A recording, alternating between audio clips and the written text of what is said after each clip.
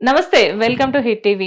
నేను శ్వేత. ఈరోజు నాతో పాటు ప్రముఖ దేవి ఉపాసకులు బ్రహ్మశ్రీ సుభాష్ శర్మ గారు ఉన్నారు. నమస్తే గురుగారు. శ్రీమాత్రే నమః. గురువుగారు, ఈ నెల 18వ తారీఖు పౌర్ణమి రాబోతుంది. ఆ! భాద్రపద మాసంలో పౌర్ణమి యొక్క విశిష్టత ఏమిటి? అసలు ఈ పౌర్ణమిని మనం ఏ విధంగా వినియోగించుకోవచ్చు అనేది మీ మాటల్లో. తప్పకుండా తెలియజేస్తానమ్మా. ముందుగా ప్రేక్షకులందరికీ శ్రీమాత్రే నమః. శ్రీ గురుభ్యో నమః.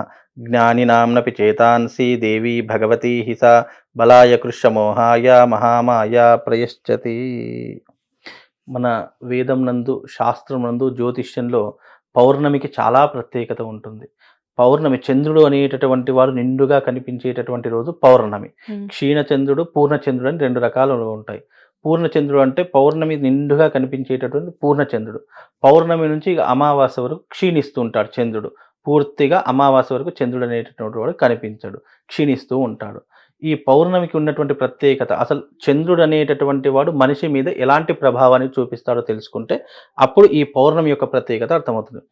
వేదమునందు, జ్యోతిష్యమునందు చంద్రుడు మనస్సుకి కారకుడు అని అంటాం. అందుకే శ్రీ సూక్తంలో చంద్రమా మనసో జాతః చక్షో సూర్యో అజాయత అనేటటువంటి శ్లోకం వస్తూ ఉంటుంది. అంటే చంద్రుడు మనస్సుకి అధీనుడై ఉంటాడు. హ్మ్. చంద్రుడు జాతకంలో గనక బాగా లేకపోతే మనసు చంచలం అవ్వడం గానీ, వేరే ఇతరితర వస్తువుల మీద గానీ, మనుషుల మీద గానీ వ్యామోహం పెరగడం లాంటివి గానీ, ఇలాంటివి జరగడానికి ప్రధానమైనటువంటి కారణాలు చంద్రుడి ద్వారా జరుగుతాయి. అలాగే చంచలమైనటువంటి మనస్తత్వం, అంటే మనిషి ఇక్కడే ఉంటాడు కానీ ఆలోచనలు ఎక్కడెక్కడో తిరుగుతూ ఉంటాయి. హ్మ్. మనసు ఏదో ఒకటి కలత చెందుతూ ఉంటుంది, లేదా వేరే రకమైనటువంటి ఆలోచనలో మనిషి మునిగిపోతూ ఉంటాడు. దీనికి అంతటికీ కారణం ఎవరు అంటే చంద్రుడు అంటాము. హ్మ్. అందుకే జాతకంలో చంద్రుడి మాతృభావం అని కూడా అంటాము. జాతకంలో చంద్రుడు బాగా లేకపోతే తల్లితో గొడవలు కావడం గానీ, మాతృ సంబంధితమైనటువంటి వారితో గొడవలు ఏర్పడడం గానీ, ఇలాంటి ఎక్కువగా జరిగేటటువంటి అవకాశాలు చంద్రుడి ద్వారా కలుగుతాయి. అందుకే ఈ పౌర్ణమిని ఎలా వినియోగించుకోవాలి అని అంటే గనక, అందులో ధర్మం ఏం చెప్పింది అని అంటే గనక, ఈ పౌర్ణమి పూర్తిగా అమ్మవారికి అంకితం చేయబడినటువంటి రోజుగా ఈ పౌర్ణమిని చెప్తారు. ఎందుకంటే చంద్రుడు లక్ష్మీదేవి యొక్క తమ్ముడు, హ్మ్. సోదరుడు. కాబట్టి లక్ష్మీదేవికి సంబంధించినటువంటి క్రతువులు ఏదైనా చేయాలి అని అంటే అది పౌర్ణమి రోజున ఆచరిస్తే గనక తప్పకుండా సిరి సంపదలకు నిలయమైనటువంటి ఆ యొక్క పౌర్ణమి మన ఇంట్లో స్థిరత్వాన్ని, ధనార్జనను, అలాగే డబ్బుని నిల్వ ఉండడానికి కాపాడేటటువంటిది ఈ పౌర్ణమి. హ్మ్. అయితే ఈ పౌర్ణమి రోజున ప్రతి ఒక్క వ్యక్తి తమ జీవిత కాలంలో సాయంకాలము, ప్రదోష కాలము అని అంటాము. చంద్రుడు పూర్తిగా ఉదయించేటటువంటి సమయం. మనకు సూర్యోదయం ఎలా అంటామో అలాగే చంద్రోదయం మనకు సాయంకాలం అవుతుంది. ఆ! ఆ చంద్రోదయం సమయంలో మనము ఒక స్ఫటిక శ్రీచక్రం కానివ్వండి, హ్మ్. స్ఫటిక శివలింగం కానివ్వండి, ఏదైతే అది. అయితే ఈ స్ఫటికాన్ని మనము ఎక్కువగా ఆరాధన చేసేటటువంటి సమయం చంద్రుడు ఎప్పుడైతే నిండుగా ఉంటాడో ఆ యొక్క సమయంలో స్ఫటిక శ్రీచక్రాన్ని ఆరాధన చేసుకోవాలి. అది ఎప్పుడు కలుగుతుంది అంటే పౌర్ణమి సమయంలో కలుగుతుంది. కనుక ఆ సమయంలో కేవలము ఆవు పాలతో ఒక స్ఫటిక శ్రీచక్రాన్ని చక్కగా ఒక పల్లెల్లో కానీ, బేసన్లో కానీ పెట్టేసేసి అక్కడ శ్రీమాత్రే నమః లేదా లలితా సహస్రనామాలు ఉంటాయి. ఆ లలితా సహస్రనామాల్ని చదువుకుంటూ ఆ శ్రీయంత్రానికి అభిషేకం చేస్తే గనక ఆ ఇంట్లో ఐశ్వర్యం తులతూగుతూ ఉంటుంది. హ్మ్. ఆ ఇంట్లో నెగిటివ్ ఎనర్జీ వెళ్ళిపోవడం జరుగుతుంది. నరదృష్టి, చెడు దృష్టి, గ్రహ దృష్టి, సర్వ బాధలు తొలగించుకోవడానికి ఇది ఒక అద్భుత అవకాశంగా కూడా చెప్పుకోవచ్చు. అలాగే పౌర్ణమి రోజున సాయంకాలం ప్రదోష వేళలో చక్కగా అమ్మవారి యొక్క లలితా సహస్రనామ పారాయణం లేదు విష్ణువు సహస్రనామ పారాయణం చేయడం చాలా విశేషమైనటువంటి విధానాలు. దానివల్ల పుణ్యము, పురుషార్థంతో పాటు మనం లక్ష్మీ కటాక్షాన్ని పొందడానికి కూడా అర్హులమవుతాము. దానికి ముఖ్యంగా ఈ పౌర్ణమి భాద్రపద పౌర్ణమి అని అంటారు దీన్ని. ఈ భాద్రపద పౌర్ణమి అనేటటువంటిది మనిషి యొక్క జీవితంలో బాధలను తొలగించుకునేటటువంటి రోజుగా ఈ రోజును పరిగణిస్తూ ఉంటాము. అందుకే ఈ పౌర్ణమి బాధలను తొలగించేటటువంటి పౌర్ణమి, భాద్రపద మాసంలో వచ్చే ఈ భాద్రపద పౌర్ణమి అని అంటూ ఉంటాం. మనిషికి ఎన్నో రకాలైనటువంటి కోరికలు, ఎన్నో రకాలైనటువంటి ఆశలు, ఎన్నో రకాల బాధలు, ఇబ్బందులు. ఇప్పుడు మనిషి ఆరోగ్యంగా ఉన్నాడు, అన్నీ ఉన్నాయి, డబ్బులున్నాయి, ఆస్తిపాస్తులు, అతనికి ఏం అవసరం లేదు. అయినా కూడా ఈ పౌర్ణమిని వినియోగించుకోవడం ద్వారా ఈ యొక్క పుణ్య ఫలితం అనేటటువంటిది ఇంకా ముందుకు వెళ్ళేటటువంటి అవకాశం. దీని ద్వారా పుణ్యాన్ని సంపాదించుకొని ఎప్పుడు కూడా హ్యాపీగా ఉండడానికి, జీవితంలో ఎంత డబ్బున్నా కొంతమందికి హ్యాపీనెస్ అనేటటువంటిది అవును ఉండదు, గురువుగారు. సంతోషం అనేటటువంటిది ఉండదు. అన్ని డబ్బుతో కొనలేము.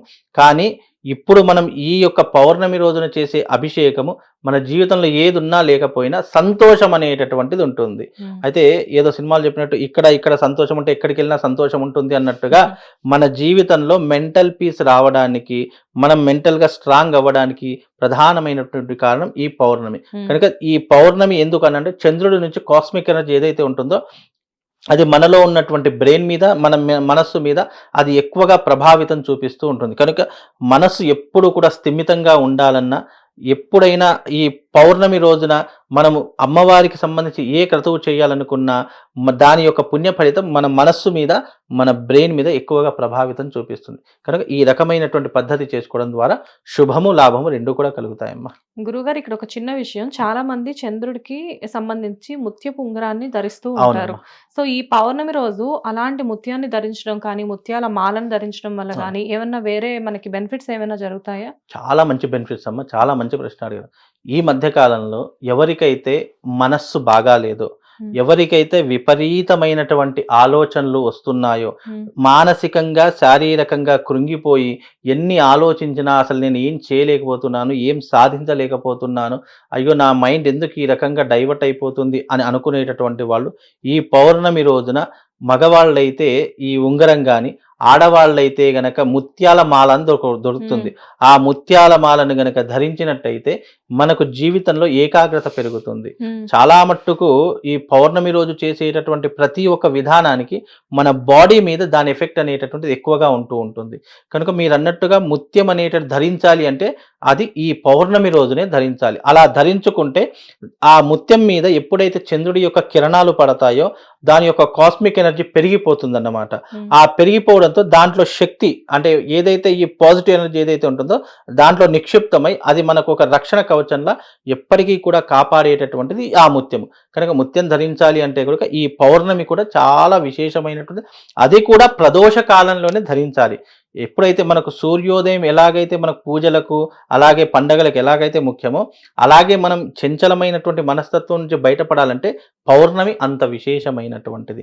వీలైతే ప్రదోష కాలంలో దగ్గరలో ఉన్నటువంటి శివాలయానికైనా వెళ్ళి ఒక్కసారి అభిషేకం చేస్తే చాలు. ఎందుకంటే శివుడికి చంద్రమౌళీశ్వరుడు అని ఒక పేరుంటుంది. అవును. ఎందుకు? శివుడు తన యొక్క ఆభరణంగా చంద్రుడిని ధరిస్తాడు కాబట్టి, అందుకే ఆ శివుడికి చంద్రమౌళీశ్వరుడు అని పేరొచ్చింది. హ్మ్. ఆ రోజున చక్కగా ఓం చంద్రమౌళేశ్వరాయ నమః అనేటటువంటి నామాన్ని పదే పదే సార్లు ఉచ్చరించిన, మనసులో అనుకున్న మనకు పౌర్ణమి యొక్క ఘడియల యొక్క పుణ్య ఫలితం అంతా కూడా మనము సంపాదించుకున్న వాళ్ళమవుతాము. దీని ద్వారా మనకు అన్ని రకాలుగా మేలు జరిగేటటువంటి అవకాశాలు దీని ద్వారా కలుగుతాయమ్మా. చాలా బాగుంది గురువుగారు. పౌర్ణమి విశిష్టత అనేది మీరు చాలా వీడియోస్‌లో చెప్పారు. అవును. కాకపోతే భాద్రపద మాసంలో వచ్చే పౌర్ణమి మనకి బాధల్ని తొలగించే పౌర్ణమి అవును. అని చెప్పేసి చాలా అద్భుతంగా వివరించారు. నమస్తే గురువుగారు. శ్రీమాత్